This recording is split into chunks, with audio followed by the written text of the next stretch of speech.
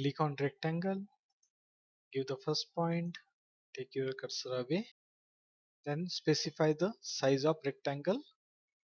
First you will have to specify the horizontal length. Suppose horizontal length is 20, then you will have to give comma, then specify the vertical length. Suppose vertical length is 10, then press enter. Here we can check that measure. The horizontal length is 20 and vertical length is 10.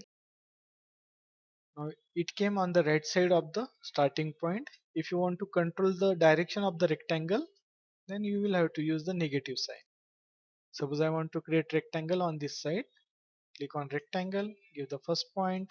Now on this side, x and y both are negative. Therefore I will give minus, suppose 20 in x direction, comma, minus 10 in y direction. And enter. Your rectangle is created in desired direction. That's all. Thanks for watching. We will stop here.